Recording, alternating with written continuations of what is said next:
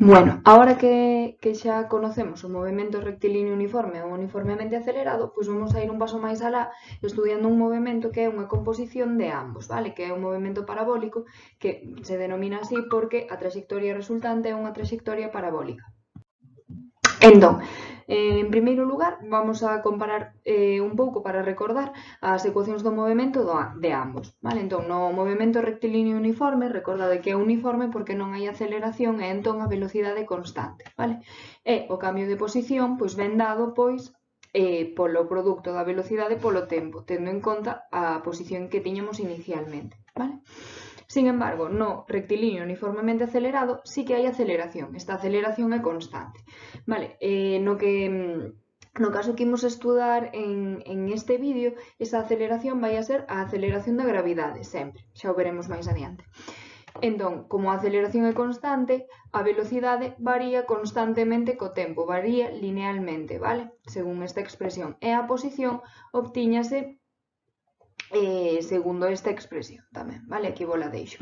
Entón, a combinación de ambos, como vos digo, dá como resultado un movemento parabólico. Entón, como obteño un movemento parabólico? Pois para empezar, vos supoñede no plano XY, nun plano de un folio, vale?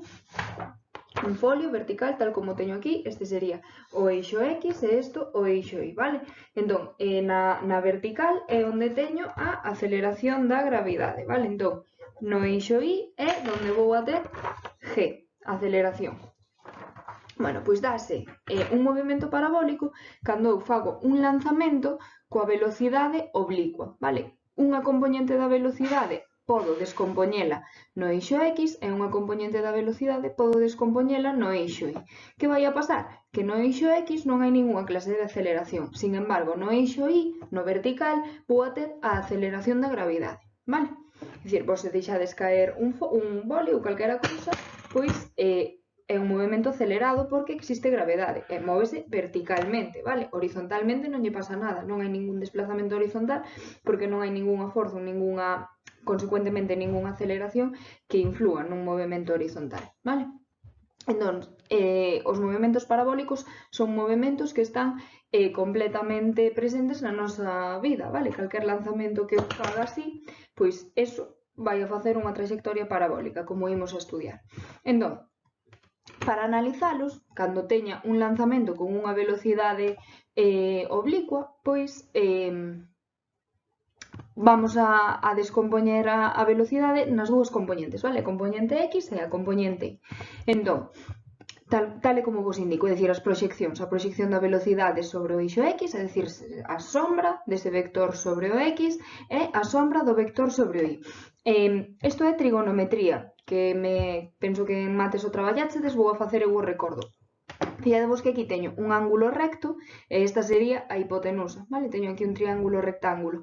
Entón, para calcular o cateto contiguo, que sería a componente X, pois o que teño que facer é multiplicar o valor da hipotenusa polo coseno do ángulo, vale? Tal e como vos indico aquí. Este sería o módulo e a dirección sería inversor, vale? E para calcular esta componente, pois fixadevos que esta componente coincide exactamente con isto de aquí, vale? Que é o cateto oposto ao ángulo en este triángulo rectángulo.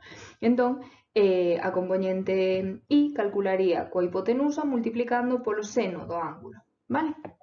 Bueno, isto é o máximo de trigonometría que ides a ter que recordar. Entón, como vos comentaba, no eixo horizontal, no eixo X, non hai aceleración, vale? Non teño gravidade nin ningunha outra acción que me acelere o movimento. Entón, vou a ter un movimento uniforme, porque a aceleración é cero. A velocidade vai a ser constante en este eixo horizontal, vale? Que significa? Que a velocidade inicial, v, a proxección que teña en X, pois vai a ser a mesma ao largo de todo o movimento. Non se vai a ver modificada porque non hai aceleración en esa dirección. Sin embargo, no vertical vou a ter un movimento rectilíneo uniformemente acelerado, vale? Por que? Porque teño a aceleración da gravidade, ¿sí? G. Entón, imaginade que tendes unha composición pois na eixo horizontal dun movimento uniforme e no vertical dun movimento uniformemente acelerado, vale? Se algo se move horizontalmente con un movimento uniforme, pois vai avanzando constantemente, vale? Sería este boli que avanza.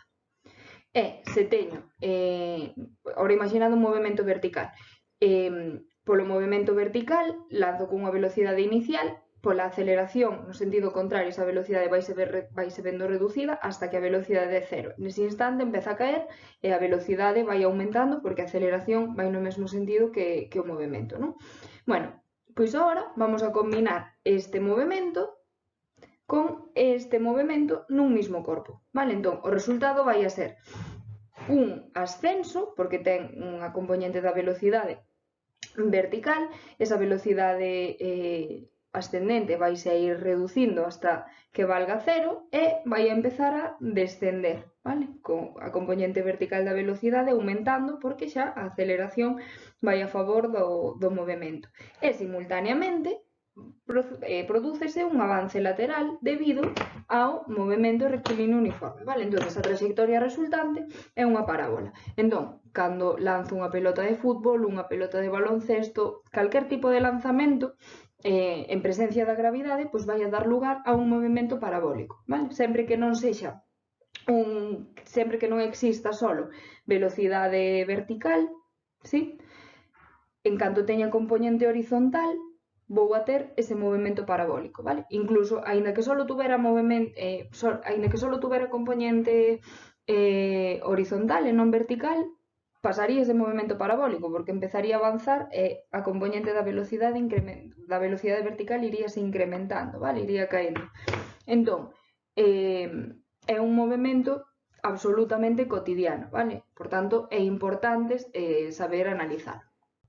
Bueno, entón, aquí poñovos un exemplo, vale? Para incluindo pois todas as perdón, todos os aspectos que podemos estudiar en este movimento. Entón, vos imaginade que eu lanzo un obxeto con unha velocidade inicial formando un determinado ángulo co horizontal, vale? Desde unha primeira posición inicial, vale? Poño a posición inicial aquí para facer o exemplo máis xenérico posible. Entón, que datos teño que conocer para estudiar o movimento? Teño que conocer a posición inicial, que me teñen que dar como dato, vale? Entón, aquí fixadevos, o vector posición inicial ten unha componente X e unha componente Y. Teño que saber ese vector posición inicial. Que máis teño que saber? Teño que saber o vector velocidade inicial, vale? Ese vector vou a poder descompoñelo na componente X e na componente Y. E, por último, que vai a ser un dato que se vai a obviar, é a aceleración, vale? Porque vai a ser sempre a aceleración da gravidade. Entón, esta componente Vx, fixadevos que ten sempre o mesmo valor. Intentei pintar sempre o vector da mesma longitude porque vai a ter o mesmo valor en todo o movimento, vale? Porque é un movimento uniforme. Entonces, a velocidade en X ten que ser constante. Sin embargo, a velocidade en Y vai a ir modificándose, vale? Inicialmente ten un determinado valor, a medida que se produce o ascenso vai a ir reducindo hasta que valga cero, vai a ser o punto onde alcance a altura máxima e a partir de aí vai a ir incrementando, pero en sentido oposto, vale? Entón, o punto onde a velocidade vertical se fai cero vai a ser o que se denomina altura máxima, vale? Entón, se me piden calcular a altura máxima nun movimento, a condición que vou a ter que impoñer nas ecuacións vai a ser que a velocidade en Y sexa cero, vale? E outra magnitude que se estudia é o denominado alcance, vale? O alcance é a distancia que recorre o obxeto desde o punto onde o lancei hasta o punto onde impactou, vale? Entón, para calcular o alcance, fixadevos que en este punto, que condición se dá? Pois dase que non teño componente Y, vale? Estou a ras de chan. Y vale cero. Entón, para poder calcular este dato, a condición que vou a ter que impoñer nas miñas ecuacións, pois vai a ser que Y, a altura, sexa cero.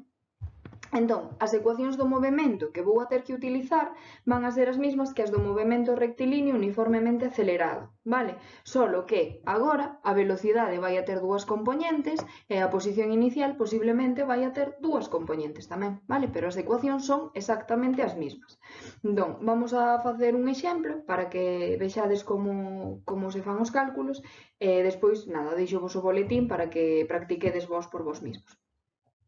Bueno, entón, neste exemplo, digos, lanzo unha pelota dende o chan cunha velocidade de 30 metros por segundo, formando un ángulo de 48 grados co horizontal. Fixadevos, estánme dando dous datos. Lanzo desde o chan, é dicir, a posición inicial vou a fixar en 0, vale? É dicir, vou a fixar a orixe de coordenadas nese punto desde onde lanzo a pelota, vale? Entonces, posición inicial vai a ser 0 e a velocidade danme o módulo e o ángulo. Entón, podo calcular cada unha das componentes nas que se pode descompoñer, digamos, vale? Entón, teño todos os datos, teño posición inicial, velocidade inicial e a aceleración que é a da gravidade. Teño todo para escribir as ecuacións do movemento. Vamos a facelo. Entón, teño esta situación, vale? O punto de lanzamento vai a ser onde fixe a orixe de coordenadas x, y, ¿sí? Aquí está a orixe. Entón, en este punto, a velocidade forma un determinado ángulo de 48 graus co horizontal. Vamos a ir escribindo os datos. Aceleración 9,81 na dirección menos j, o sea, vertical hacia baixo. E a velocidade inicial, recordade que teño que escribir a componente x e a componente y, vale? Acordadevos que os vectores se escriben como suma das súas componentes, das súas proxeccións, indicando a dirección, vale? Como cando escribíamos vectores en 3 dimensións, solo que aquí é máis simple porque escribo solo en 2 dimensións, vale? Entón, a componente x é, recordade, se fago aquí un triángulo rectángulo é o cateto contiguo, ¿sí? O ángulo, entonces é hipotenusa, que é o valor de V0 por o coseno do ángulo, ¿sí? E a componente y é o cateto oposto ao ángulo, entonces é hipotenusa por seno, vale? Entón, o módulo, a hipotenusa, ¿no? da velocidade son 30 metros por segundo e o ángulo que forma son 48 graus. Entón, quédame a componente x, 30 por coseno de 48, que me dá 20,1, e esa é o que mide a sombra no eixo x, vale? Entón, por eso lle poño a dirección y, e na vertical 30 por seno de 48, que me dá 22,3, e a proxección ou a sombra no eixo vertical, por eso lle poño j versor, vale? Entonces, o dato da velocidade inicial vai a ser este, ¿sí? Que está aquí en negriña. E por último, a posición inicial, que como dixen, fixei a orixe de coordenadas no punto de lanzamento, vale? Entón, vai a ser 0. Entón, unha vez que xa teño estes valores iniciais, pois vamos a escribir as ecuacións do movemento.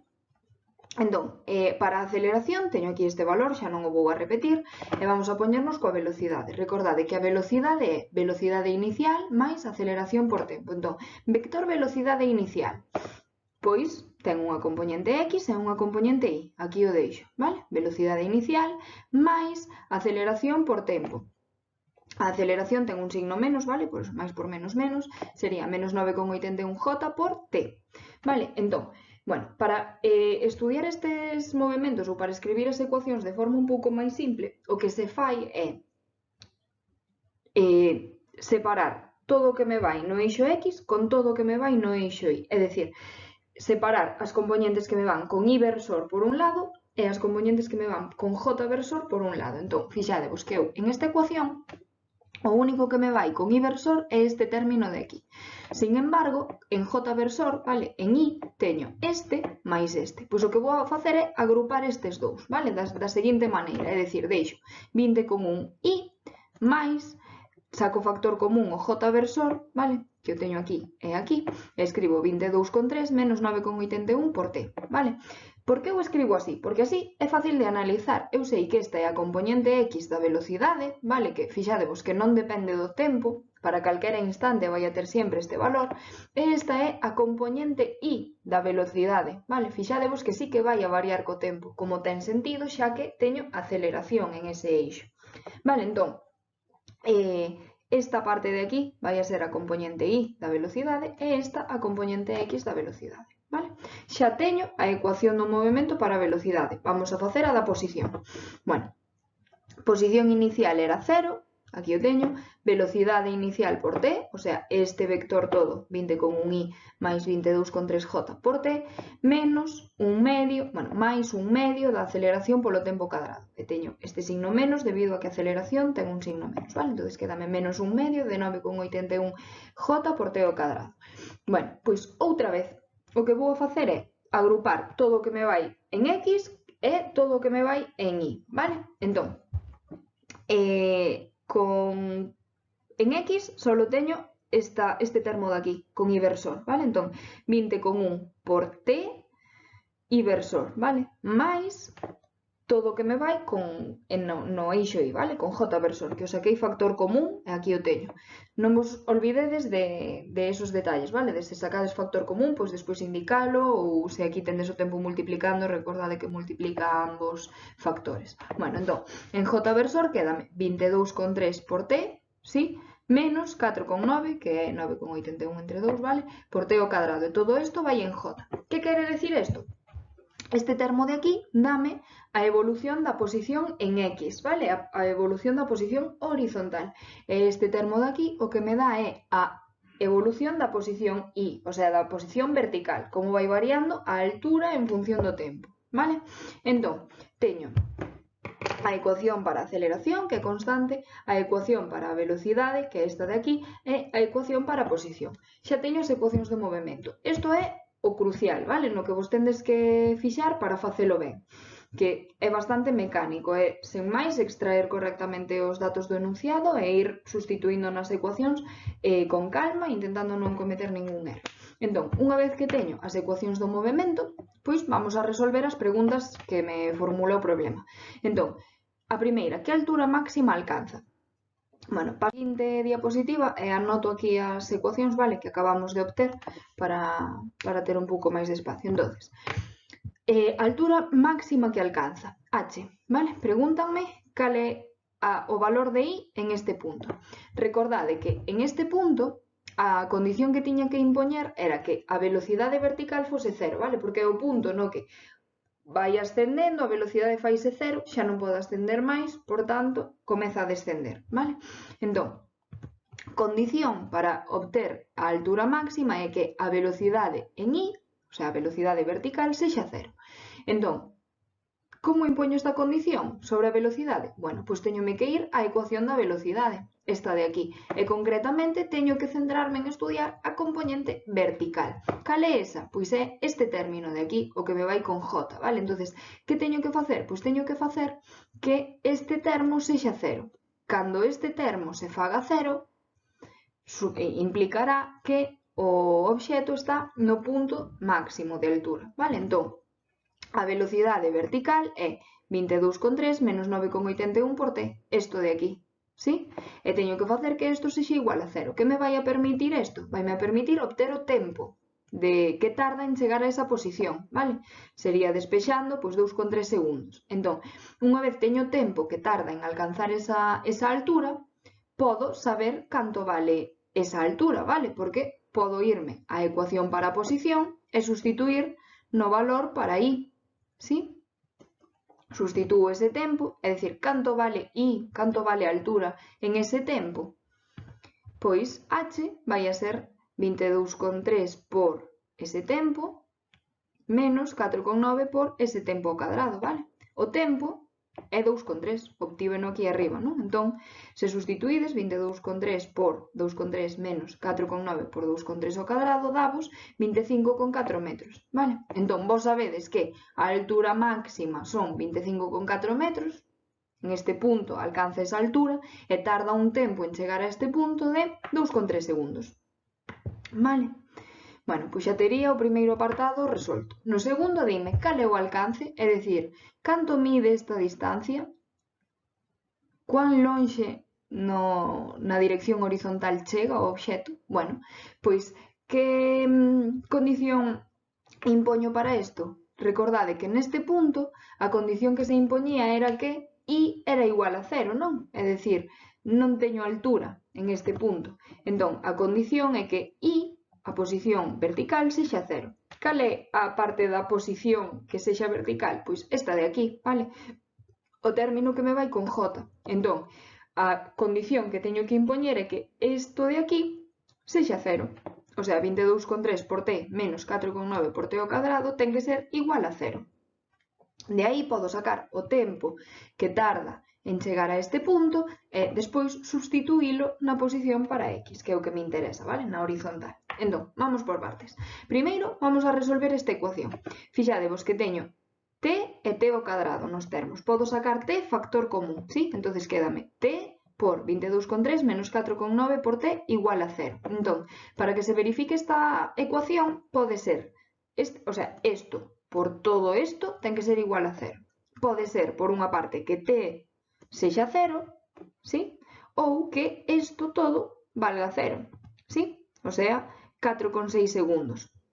Por que me dá dúas solucións? Bueno, teño que ter dúas solucións porque teño unha ecuación de segundo grao, pero por que teño dúas solucións? Ten lógica, porque se verifica en dous puntos que a altura sexa 0, ¿sí? Verifícase para t igual a 0, que é o instante inicial, o punto de lanzamento, vale?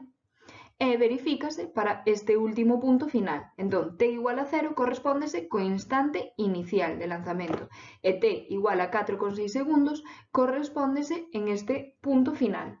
Vale? Ten lógica esta análise, de feito recomendo vos que o fagades sempre porque vos vai axudar a comprobar que o estades facendo ben, vale? Que todo teña sentido, que se pode interpretar. Entón, tardou 4,6 segundos en chegar aquí. Canto vale x, é dicir, o alcance, a posición horizontal para t igual a 4,6 segundos? Pois voume á ecuación da posición e analizo a parte horizontal, que é esta que teño aquí, a que me vai con inversor. Entón, d, que é como lle chamei o alcance, pois será 20,1 por t, e t vale 4,6 que acabo de calcular. Entón, dame 92,5 metros. É dicir, o alcance, esta posición en x, máximo, vale 92,5 metros. E canto tarda? Tarda 44,6 segundos en chegar de aquí a aquí. Vale, fixadevos aquí nun detalle que calculei no apartado A o tempo que tardaba en chegar a este punto, non? Que é como o punto medio do movimento, é simétrico, ¿sí? Tarda 2,6. 2,3, perdón. E en chegar de aquí aquí tarda 4,6 segundos, vale? É o doble. Que significa isto? Significa que o movimento é simétrico, vale? A trayectoria é simétrica e o movimento é simétrico, é dicir, tarda o mismo en chegar de este punto ao punto medio que de chegar do punto medio a este punto, vale? Bueno, e por último, cal é a velocidade no punto máis alto? Vale, en este punto. Isto podemos facelo razonando, sen facer ningunha clase de cálculo, porque eu que sei? Eu sei que no punto máis alto a componente vertical da velocidade ten que ser 0, vale? Porque é o momento no que ascende ao máximo e empeza a descender, porque xa non ten velocidade para seguir subindo. Entón, sei que a velocidade vertical é 0. E a velocidade horizontal, recordade que na horizontal teño un movimento rectilíneo uniforme, vale? Por ser uniforme a velocidade é constante en todos os puntos, entonces é igual a velocidade inicial. Entón, a velocidade inicial, a componente, é 20,1, vale? Obtuvémolo ao principio ao elaborar as ecuacións do movimento. Entón, no punto máis alto só teño componente horizontal, non teño componente vertical porque é 0, e esa componente horizontal vale o mesmo en absolutamente todos os puntos do movimento. Entón, a velocidade no punto máis alto coincide coa velocidade horizontal que é constante, vale? E vale 20,1 metros por segundo. Entón xa estaría.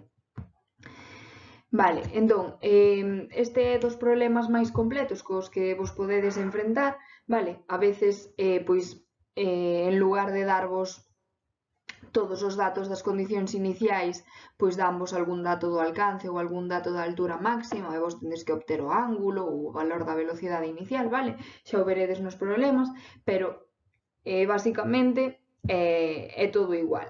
escribir as condicións iniciais que nos dan no problema, escribir as ecuacións do movimento e impoñer as condicións, vale? Son dúas sempre, que aquí arriba a velocidade vertical é 0 e que aquí abaixo a altura vertical é 0, vale? Entón, nada, ánimo co boletín, se tendes calquera dúda, preguntádeme.